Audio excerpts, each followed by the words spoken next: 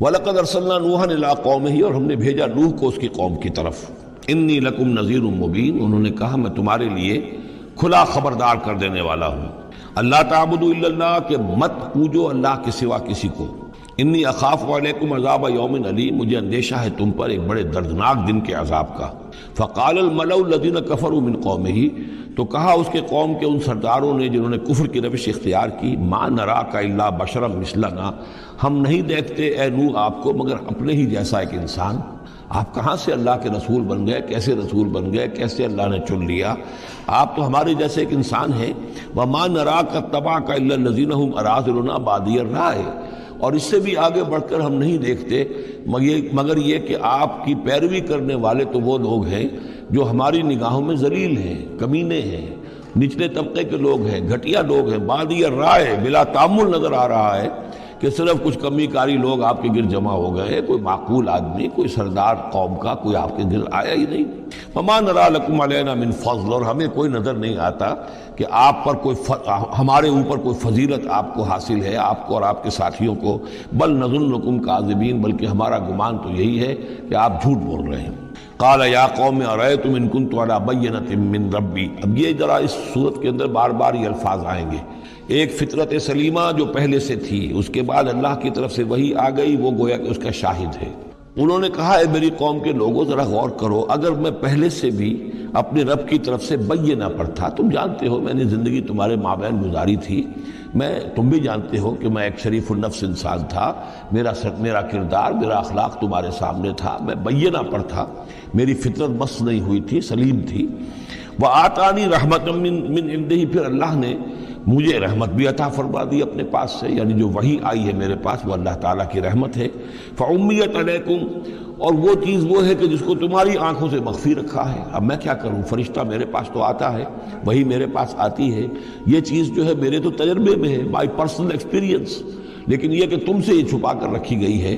انلزمکموہا وانتم لہا کارہون، بہرحال ہم زبردستی چپکا نہیں سکتے اپنی یہ بات آپ لوگوں کو، اگر آپ کو پسند نہیں ہے، اگر بیزار ہیں تو یہ اختیار ہمارے پاس نہیں ہے کہ ہم زبردستی آپ کو ان باتوں کا قائل کر دیں اور یہ باتیں لازماً آپ پر تھوپ دیں. وَيَا قَوْمِ لَا أَسْأَلُكُمْ عَلَيْهِ مَالًا، اور میری قوم کے لوگوں دیکھو میں تم سے کوئی اجرت نہیں مانگتا، مال طلب نہیں کرتا، کوئی تاوان تم پر نہیں ڈالا ہے.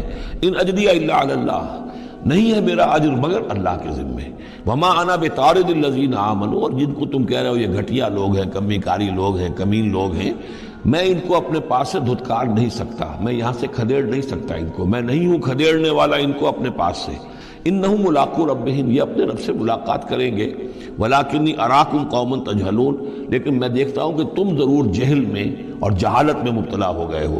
وَيَا قَوْمِ مَنْ يَنْصُرُنِي مِنَ اللَّهِ إِن طَرَدتُّهُمْ، اور میری قوم کے لوگوں سوچو اگر میں ان اہل ایمان کو اپنے ہاں سے ہانک دوں، یہاں سے بھگا دوں، یہاں سے دھتکار دوں، تو کون مدد کرے گا میری اللہ کے مقابلے میں؟ یہ اللہ کے ماننے والے، اللہ کے چاہنے والے، اللہ کا ذکر کرنے والے، اللہ سے دعائیں مانگنے والے، اللہ کے روح انور کے یہ طالب ہیں، اس کی رضا جو ہیں. افلا تذکرون، تو کیا تم نصیحت اخذ نہیں کرتے؟ ولا اقول لکم عندی خزائن اللہ، وہی بات جو حضور سے ہم پڑھ چکے ہیں پہلے. اور میں نہیں کہتا تم سے کہ میرے پاس اللہ کے خزانے ہیں، میں نے کب کہا ہے کہ میرا اختیار ہے اللہ کے خزانوں پر.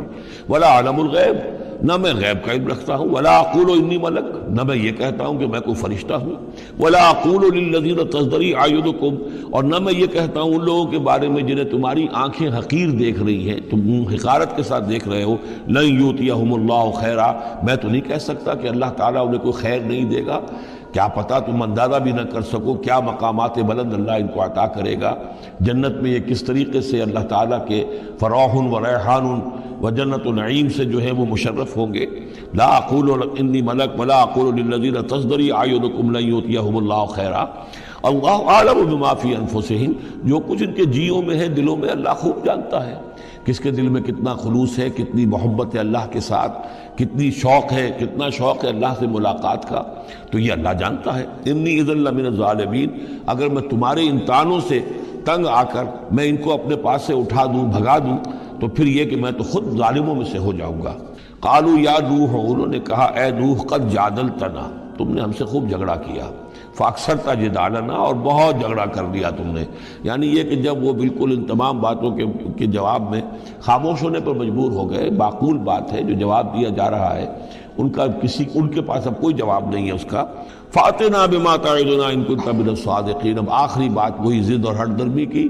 تو پھر لے آؤ جس چیز کی ہمیں دھمکی دے رہے ہو، اگر تم سچے ہو وہ عذاب لے آؤ. اب ہم جو ہے ہمارے کان پک گئے ہیں تمہارے یہ بات سنتے سنتے، اور تم سے یہ مذاکرہ اور مجادلہ اور مناظرہ جو ہے مزید ہم جاری نہیں رکھنا چاہتے. قال انما یاتیکم بہ اللہ ان شاء. انہوں نے فرمایا کہ وہ تو اللہ لے آئے گا وہ عذاب تمہارے اوپر اگر وہ چاہے گا. انما یاتیکم بہ اللہ، وہ لائے گا تمہارے اوپر اللہ انشاء اگر وہ چاہے گا. وما انتم بمعجزین، اور پھر تم اس کو تھکا نہیں سکو گے بھاگ کر، یعنی تم اسے ہرا نہیں سکو گے، تم اس سے بچ کر بھاگ نہیں سکو گے. ولا ينفعکم نصحی ان اردت ان انصح لکم، اور میری نصیحت، میرا خلوص، میری خیر خواہی تمہارے حق میں کچھ مفید نہیں ہو سکتی، خواہ میں کتنا ہی تمہارا ناصح ہوں، کتنا ہی تمہارے ساتھ مخلص ہوں، نصیحت کر رہا ہوں، خیر خواہ ہوں. ان کان اللہ یرید ان یغویکم، اگر اللہ ہی فیصلہ کر چکا ہو کہ وہ تمہاری گمراہی کے اوپر اس کی مہر سخت ہو چکی ہو، اگر اللہ تعالیٰ فیصلہ کر چکا ہے تو میری یہ سارا اخلاص اور خلوص اور دعوت اور نصیحت اور خیر خواہی اس کا کوئی نتیجہ نہیں نکلے گا. ہوا ربکم، وہ تمہارا رب ہے، وإلیہ ترجعون، اور اسی کی طرف تم لوٹا دیے جاؤ گے. ام یقولون افتراہ، کیا یہ کہتے ہیں کہ یہ اے محمد صلی اللہ علیہ وسلم آپ نے اس کو گھڑ لیا ہے. قل ان افتریتہ فعلی اجرامی. اب یہاں درمیان میں حضرت نوح علیہ السلام کی بات چل رہی ہے اور آگے بھی چلے گی، لیکن درمیان میں ایک جملہ معترضہ ہے. یہ ساری باتیں اے نبی جو آپ کو ہم وحی کے ذریعے سے بتا رہے ہیں، یہ ساری جو گفت و شنید ہوئی تھی حضرت نوح علیہ السلام کے اور ان کی قوم کے درمیان، آپ کو کیسے معلوم ہوئی؟ آپ نے گھڑ لی ہے؟ آپ کو اب کوئی فکشن ہے، کوئی سٹوری ہے، کیا ہے؟ نہیں، یہ تو اللہ تعالیٰ کی طرف سے ہے. قل ان افتریتہ، کہہ دیجئے اگر میں نے یہ گھڑی ہوئی ہوں یہ چیزیں، فعلی اجرامی، تو پھر یہ میرا جرم ہوگا، اس کا وبال مجھ پر آئے گا. وانا بریء مما تجرمون، ورنہ پھر یہ ہے کہ جو جرم تم کر رہے ہو، جھٹلا رہے ہو، تو میں اس سے بری ہوں.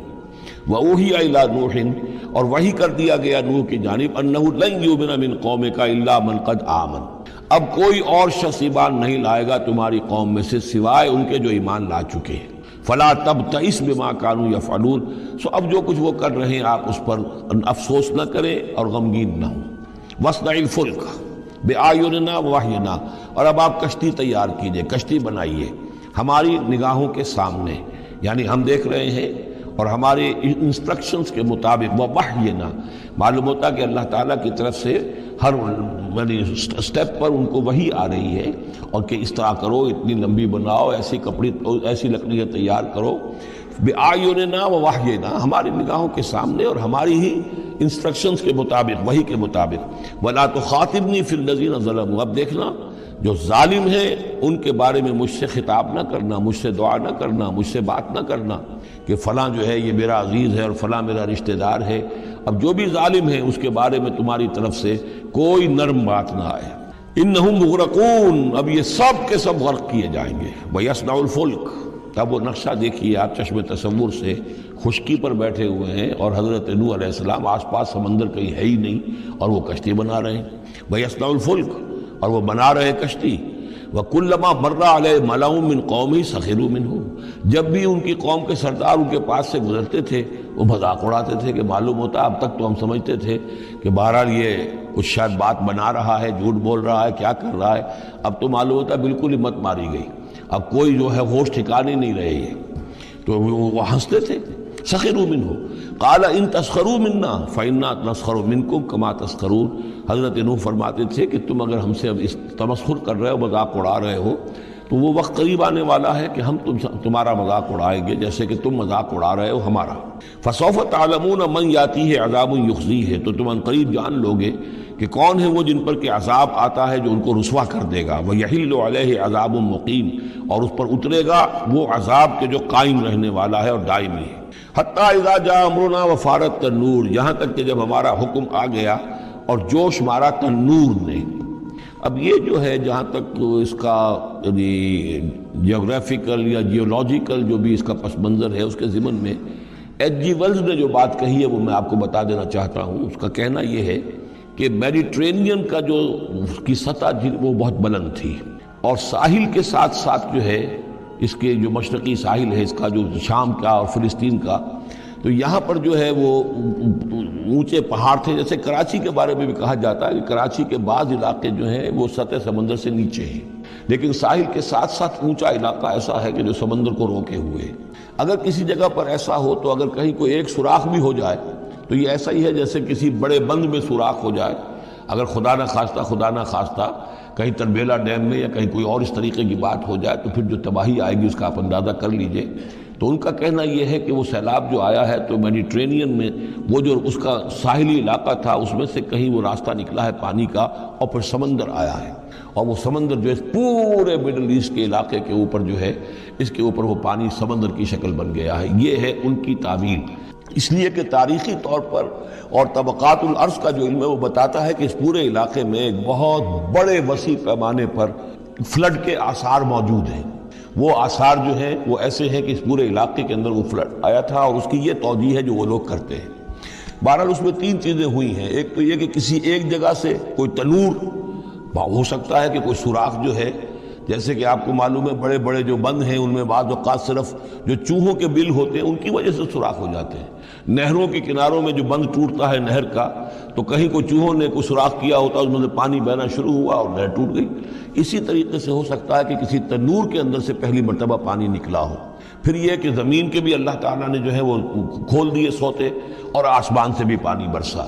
تو یہ پانی جو ہے زمین کا اور آسمان کا پھر مل گیا اور اس طریقے سے وہ عظیم جو ہے سیلاب آیا جس سے کہ وہ پوری قوم ہلاک ہو گئی، اور وہ کشتی جو ہے وہ بہت عرصے تک تیرتی رہی اس سمندر کے اوپر، اور پھر ہوتی ہوئی وہ کوہ ارارات میں اس کی جو ایک چوٹی ہے جودی اس پر جا کر ٹک گئی. واللہ عالم. ابھی اس پر مزید ضرورت ہے اصل میں کام کرنے کی. ویسے یہ خبریں بھی ہیں کہ بعض اوقات کوئی کشتی نما چیز دیکھی گئی ہے. یہ علاقہ جو ہے اصل میں کہ جو جہاں پہ ترکی کی سرحد ملتی ہے روس کے ساتھ، ادھر وہ آذربائیجان وغیرہ کا علاقہ ہے، ادھر پھر یہ ترکی ہے، اوپر روس کا علاقہ جو ہے، تو اس میں ادھر سے راستہ جو ہے بہت دشوار گزار ہے، چڑھ نہیں سکتے. روس کی طرف سے راستہ ہے. اس کی چوٹیوں پر بعض پائلٹس نے کہیں دیکھا ہے اور خبر دی ہے کہ کوئی بہت بڑی کشتی قسم کی شے جو ہے وہ کسی چوٹی کے اوپر رکھی ہوئی ہے. اور قرآن مجید چونکہ بار بار کہتا ہے کہ ہم اسے برقرار رکھیں گے، ایک وقت آئے گا کہ وہ لوگوں کے لیے ایک نشانی بن کر ظاہر ہوگی، تو اس سے معلوم ہوتا ہے کہ وہ کشتی اب بھی وہاں پر موجود ہے اور انسان جو ہے اس تک رسائی حاصل کرے گا. وفارت تنور حتی اذا جاء امرنا، وفارت تنور، جب ہمارا حکم آ پہنچا اور جوش مارا تنور نے، ابل پڑا تنور. قل نحمل فیہا من کل زوجین اثنین، تو ہم نے کہا اے نوح اپنی اس کشتی میں تمام حیوانات کا ایک ایک جوڑا رکھ لو، واہلک، اور اپنے گھر والوں کو بھی، اپنے گھر والے اہل و عیال کو، الا من سبق علیہ القول، سوائے آپ کے اہل و عیال میں سے وہ کہ جن کے بارے میں پہلے حکم گزر چکا ہے. یہ حضرت نوح کے خاندان میں سے ایک ان کی بیوی اور اسی بیوی کا بیٹا یام، تین بیٹے ان کے ساتھ بچے ہیں جو اہل ایمان تھے، حام، سام اور یافس. سام کی اولاد ہے وہ جو نیچے تمام ہم نے ابھی نقشہ دیکھا ہے. حضرت ابراہیم بھی سامی ہے، اور یہ قوم عاد بھی سامی، قوم سمود بھی سامی، یہ سیمیٹک ریسز کہلاتی ہیں. لیکن یہ کہ حضرت حام کی اولاد، اب وہ اس تفصیل میں نہیں جا سکتا، اور حضرت یافس کی اولاد یہ اور دوسرے علاقوں میں جا کر آباد ہو گئے. یہ جو نیچے کی طرف اترے ہیں یہ حضرت سام کی نسل ہے. چوتھا بیٹا ان کا تھا یام، یا اس کا ایک خطاب اور بھی تھا کنعان، اور اس کی جو ماں تھی تو یہ مشرک تھے اور یہ اہل ایمان کے ساتھ شریک نہیں تھے، لہذا یہ کشتی میں شامل نہیں ہوئے. تو آپ اب رکھ لیجئے، سوار کرا لیجئے اپنی کشتی میں من کل زوجین اثنین، ہر نوع کا ایک ایک جوڑا، ہر تمام حیوانات میں سے، واہلک، اور اپنے گھر والوں کو، الا من سبق علیہ القول، مگر سوائے اس کے کہ جن کے اوپر پہلے سے حکم ہو چکا ہے، ومن آمن، اور باقی جتنے بھی اہل ایمان آپ کے ہیں ان سب کو بھی سوار کر لیجئے. وما آمن معہ الا قلیل، اور نہیں ایمان لائے تھے ان کے ساتھ مگر بہت ہی کم، نہ ہونے کے برابر. قلیل جو ہے انگریزی میں اے لٹل اور دی لٹل، ان دونوں میں جو فرق ہے، یہاں قلیل جو ہے دی لٹل کے معنی میں آیا ہے کہ بالکل نہ ہونے کے برابر. وقال ارکبوا فیہا بسم اللہ مجریہا ومرساہا، اور حضرت نوح نے فرمایا اب سوار ہو جاؤ اس میں، اللہ کے نام کے ساتھ ہی ہے اس کا چلنا بھی اور اس کا لنگر انداز ہونا بھی. اللہ ہی اس کو چلائے گا بھی جب تک یہ پانی میں تیرتی رہے گی، اور اللہ ہی کے حکم سے یہ لنگر انداز ہوگی جہاں بھی اللہ کی مشیت ہوگی کہ یہ لنگر انداز ہو جائے. ان ربی لغفور الرحیم، یقین میرا رب غفور الرحیم ہے۔ وہی تجری بہم فی موج کالجبال، اب وہ کشتی چل رہی تھی ان کو لے کر موجوں میں، اور موجیں پہاڑ جیسی موجیں۔ ونادى نوح ابنہ، اور نوح نے پکارا اپنے بیٹے کو، اسی کو یام کو یا کنعان کو۔ وکان فی معزل، اور وہ ایک کنارے کی طرف تھا۔ یا بنی ارکب معنا، اے میرے بیٹے آؤ ہمارے ساتھ شریک ہو جاؤ۔ ولا تکن مع الکافرین، اور کافروں کا ساتھ نہ دو، کافروں کے ساتھ نہ رہو، بلکہ ہماری کشتی میں آ جاؤ۔ قال سآوی الی جبل یعصمنی من الماء، اس نے کہا نہیں میں ابھی اس پہاڑ کے اوپر چڑھ جاؤں گا، میں وہاں پہنچ جاؤں گا، وہ مجھے پانی سے بچا لے گا۔ قال لا عاصم اليوم من امر اللہ الا من رحم، حضرت نوح نے فرمایا نہیں، آج کے دن کوئی شے بچانے والی نہیں ہے اللہ کے امر سے سوائے اس کے جس پر اللہ ہی رحم فرما دے۔ وحال بینہم الموج، اور اسی گفتگو کے دوران ایک بڑی سی موج حائل ہوئی ان کے مابین، فکان من المغرقین، اور وہ بیٹا جو ہے ان کی نگاہوں کے سامنے غرق ہو گیا۔ وقیل یا ارض ابلعی ماءک، اور کہہ دیا گیا اے زمین اپنے پانی کو نگل جا، واپس پانی زمین کے اندر جذب ہو جائے۔ کتنا وقت لگا ہوگا یہ اللہ بہتر جانتا ہے، لیکن یہ آخر کار جو شکل بنی ہے کہ زمین کے اندر پانی جذب ہو گیا جو زمین سے آیا تھا۔ وَيَا سَمَاءُ أَقْلِعِي، اور اے آسمان تو بھی اب تھم جا، جو بھی بارش آنی تھی، جو اس طوفان کے لیے، اس کو بھی اختتام کا حکم ہو گیا۔ وَغِيضَ الْمَاءُ، اور پانی سکھا دیا گیا۔ وَقُضِيَ الْأَمْرُ، اور فیصلہ چکا دیا گیا۔ وَاسْتَوَتْ عَلَى الْجُودِيِّ، اور وہ کشتی جو ہے جودی پہاڑ کے اوپر جا کر رک گئی۔ وقیل بعدا للقوم الظالمین، اور کہہ دیا گیا ہلاکت اور دوری ہے اس قوم کے لیے کہ جو ظالم تھی، یعنی اب اس کا نسیہ منسیہ ہو گئی، اب اس کا نام و نشان موجود نہ رہا۔ ونادى نوح ربہ، اور پکارا نوح نے اپنے رب کو۔ فقال رب ان ابنی من اہلی، انہوں نے کہا پروردگار میرا بیٹا میرے اہل میں سے تھا، اور تیرا وعدہ تھا میرے اہل کو بچا لے گا۔ وَإِنَّ وَعْدَكَ الْحَقُّ، اور تیرا وعدہ سچا ہے۔ وَأَنْتَ أَحْكَمُ الْحَاكِمِينَ، اور یقیناً تو تمام حاکموں میں سب سے بڑا اور سب سے منصف اور سب سے عادل حاکم ہے۔ قال یا نوح انہ لیس من اہلک، انہوں نے اللہ نے جواب دیا اے نوح وہ تمہارے اہل میں سے نہیں ہے۔ انہ عمل غیر صالح، اس کے اعمال، اس کا کردار، اس کے عقائد، اس کے نظریات غیر صالح ہیں۔ فلا تسألن ما لیس لک بہ علم، تو اب مجھ سے ان چیزوں کے بارے میں سوال نہ کرو جس کے لیے تمہارے پاس کوئی علم نہیں ہے۔ انی اعوذک ان تکون من الجاہلین، اور میں تمہیں نصیحت کر رہا ہوں کہ تم جاہلوں میں سے نہ بن جاؤ۔ یہاں وہ یاد کر لیجئے سورہ انعام کی آیت 35، اس میں حضور سے کہا گیا تھا فلا تکونن من الجاہلین، میں نے اس وقت بھی نوٹ کرا دیا تھا کہ یہ سخت ترین الفاظ یا حضور سے فرمائے گئے ہیں سورہ انعام میں، اور یہاں پر سورہ ہود میں یہ آئے ہیں حضرت نوح علیہ السلام سے خطاب کرتے ہوئے۔ انی اعوذک ان تکون من الجاہلین، سنت اس کو تسلیم نہیں کرتے۔ اس کی وجہ یہ ہے کہ جو قاعدہ دیا گیا ہے سورہ نور میں وہ یہ ہے کہ اللہ تعالیٰ صالح لوگوں کے لیے بیویاں بھی دیکھ دیتا ہے، اور جو خبیثات للخبیثین والخبیثون للخبیثات والطیبات للطیبین والطیبین للطیبات، تو یہ چیزیں جو ہے اس کے چونکہ خلاف جاتا ہے، اس لیے یہ کہ صرف مشرک ہونے کی حد تک کہ یہ مشرک تھے باپ ماں بیٹا، اس لیے جو کٹے رہے، تو اسی پر اہل سنت کا اجماع ہے۔ قال رب انی اعوذ بک ان اسألک ما لیس لی بہ علم، حضرت نوح نے عرض کیا پروردگار میں تیری پناہ طلب کرتا ہوں اس سے کہ میں تجھ سے ایسی بات کا سوال کروں جس کے لیے کہ میرے پاس کوئی علم نہیں ہے۔ وَإِلَّا تَغْفِرْ لِي وَتَرْحَمْنِي، اور اگر تو نے مجھے معاف نہ فرما دیا اور رحم نہ فرمایا، اکم من الخاسرین، تو میں تو ہو جاؤں گا خسارہ پانے والوں میں۔ قیل یا نوح اہبط بسلام منا وبرکات علیک، ہم نے کہا نوح اب اترو، اس کشتی سے اترو، بسلام منا، ہماری طرف سے سلامتی کے ساتھ، و برکات، اور برکتوں کے ساتھ، علیکا، جو تم پر بھی ہوں گی، وعلی امم ممن معک، اور ان امتوں پر بھی ہماری یہ برکات ہوں گی کہ جو ان لوگوں کے ساتھ، جو ان کی نسل سے وجود میں آئیں گی جو تمہارے ساتھ ہیں۔ تو گویا کہ نسل انسانی بعد میں عام خیال یہی ہے کہ حضرت نوح علیہ السلام کے 3 بیٹوں ہی سے چلی ہے، باقی اگر کچھ لوگ تھے بھی ان کے ساتھ تو وہ ایسے تھے کہ جن کی کوئی نسل آگے نہیں چلی ہے، بلکہ یہ دنیا کی جو نسلیں اس وقت دنیا میں ہیں نوع انسانی، وہ یہ حضرت یافس، حضرت حام اور حضرت سام کی نسل ہی سے ہیں۔ یہ خیال ہے، واللہ عالم، یقین کے ساتھ نہیں کہا جا سکتا، ویسے میرا اپنا رجحان بھی اسی طرف ہے۔